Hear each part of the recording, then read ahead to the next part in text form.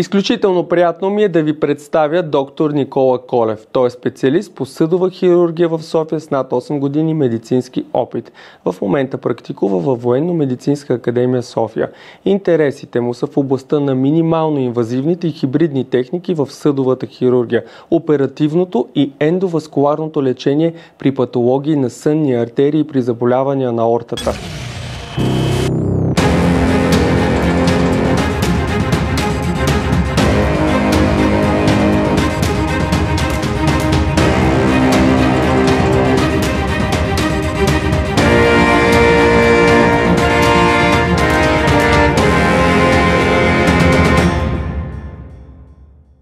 Доктор Колев, нека започнем и обясним какво представляват ендоваскуларните процедури и в какви случаи се прилагат.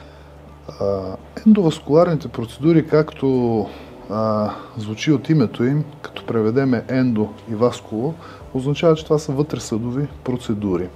Всички интервенции върху кръвоносната система, които се извършват отвътре на съда, се наричат ендоваскуларни. Случаите, в които се прилагат, основно се разделят на три големи групи.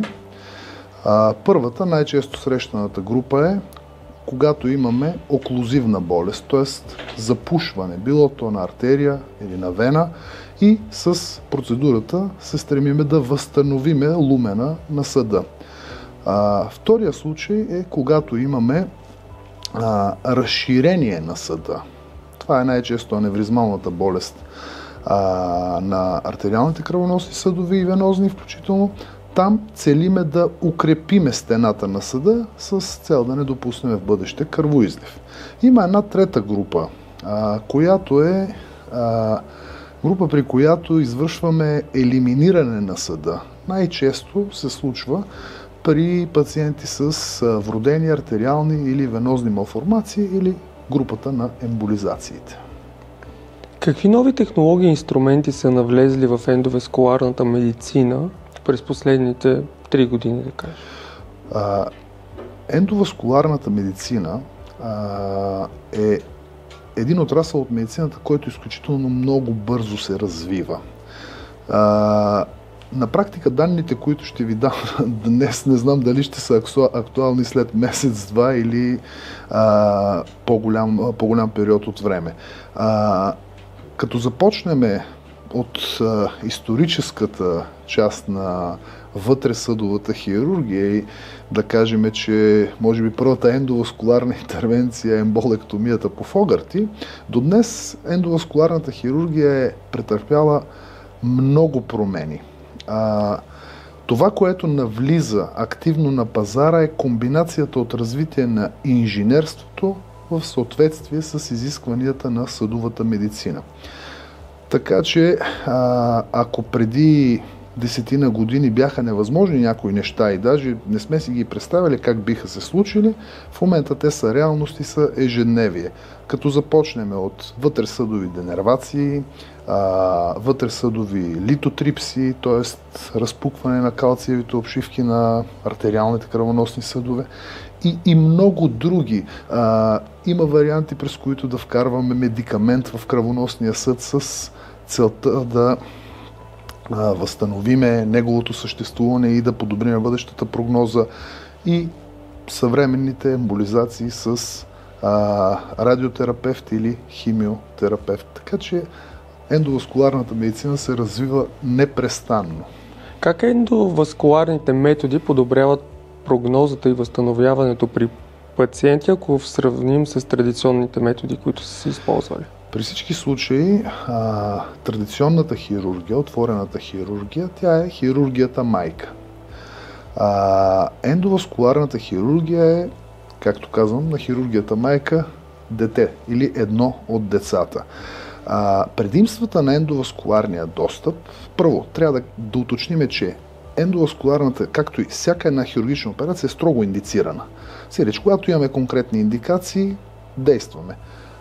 Как ендоваскуларната хирургия подобри прогнозата за пациентите при пациенти, които са с тежка придружаваща патология, тежки увреждания на сърцето, прекарани в миналото да кажем, исхемични мозъчни инсулти,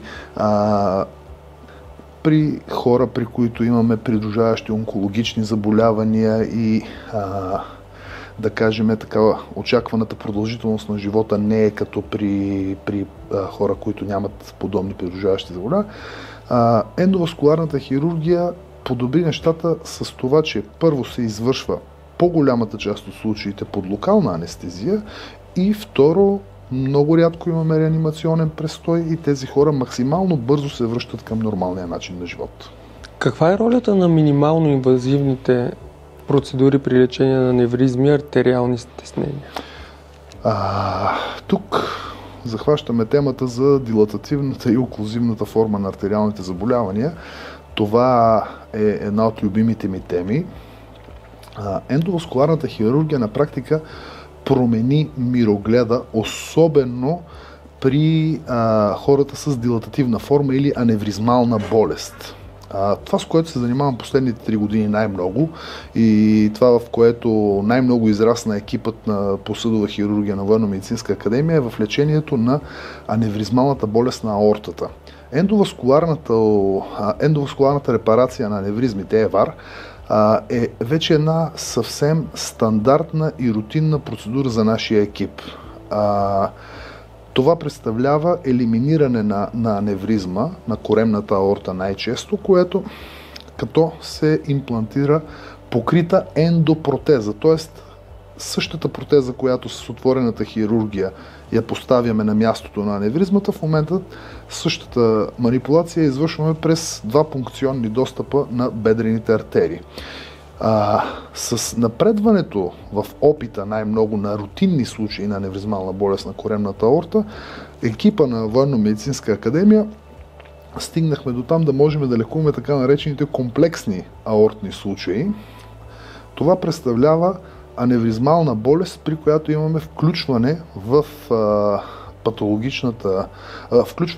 патологичния сегмент на аортата и на така наречените висцерални съдове. Това са съдовете, които кръвоснабдяват бъбреците, червата, всичките коремни органи. Те са от изключително значение и с така наречените модифицирани от хирурга ендографтове успяваме да лекуваме и комплексни аортни случаи. При предимството на въпросните техники, както при оклузивната, така и при дилатативната форма на артериални заболявания, е много бързо възстановяване на пациентите, понякога, т.е. в над 95% от случаите имаме липса на реанимационен престой, анестезията, с която се работи, е локална, местна, инфилтрационна. На практика много пъти така в сферата на шегата казваме, че да се подмени абдоминалната аорта, се използва същата упойка, с която се работи и кариес.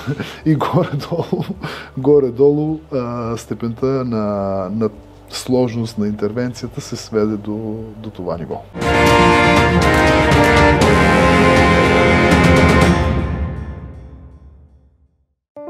Най-честите усложнения при полово-предавани инфекции могат да бъдат избегнати с годишен гинекологичен преглед. Хупавир препоръчва да посетите вашия гинеколог.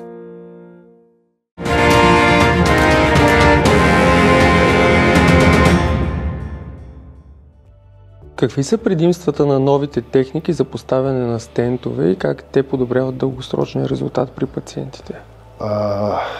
При всички случаи, както казах, развитието на ендоваскуларната медицина, особено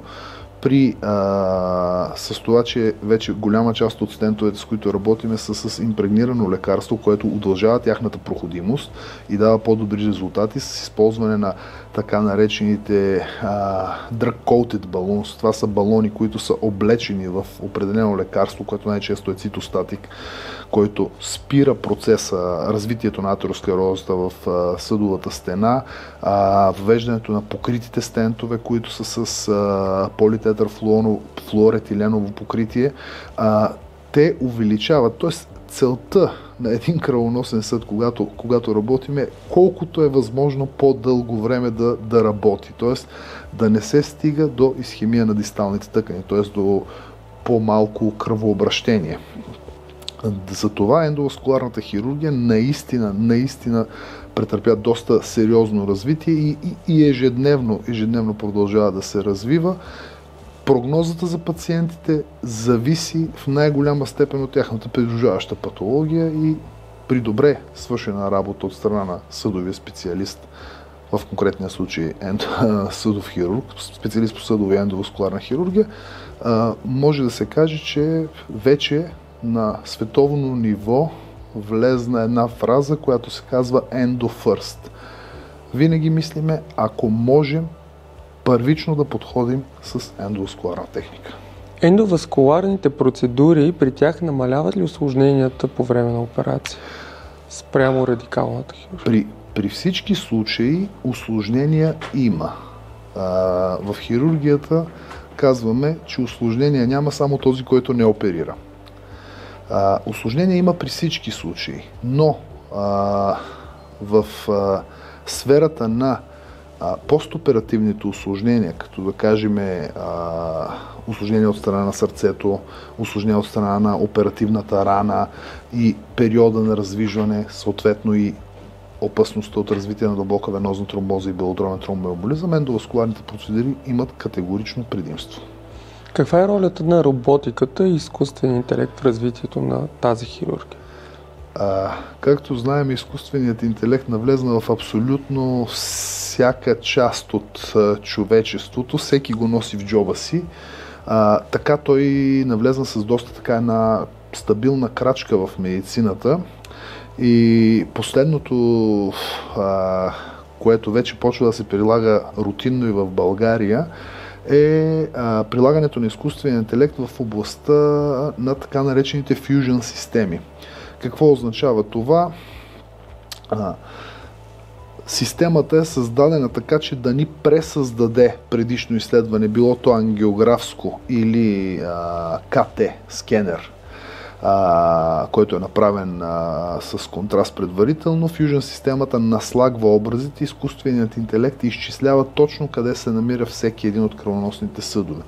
Благодарение на тези системи вече могат на много места се провеждат процедури тип Zero Contrast, т.е. не се използва йод контрастно вещество, с което да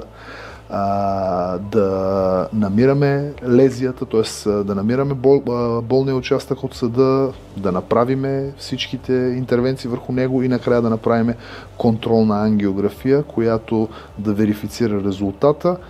Можем с прилагане на въпросните системи и технологии да работим включително и без контраст в определени случаи. Има ли специализирана подготовка, която трябва да се направи на пациент, който му предстои ендоваскуларна процедура? Така, най-важното нещо в съдовата хирургия, в школата на Военно-медицинска академия е, че всичките пациенти се подготвят като за най-тежкия вариант на хирургична интервенция. Защо ги подготвяме по този начин пациентите?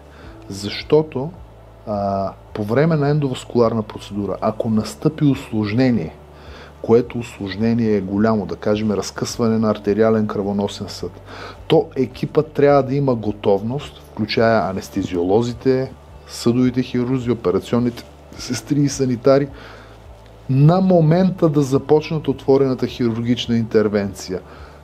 При всички случаи, всички пациенти се подготвят като за най-големия тип хирургия. Да, можем да минем, както казах, със сложността на един кариес в устата, но всички пациенти трябва да са подготвени и за най-лошото. Кои са иновациите, които се очакват да навлязат в близката година, предвид така бързо развиващата се? Ако говорим за територията на Република България, много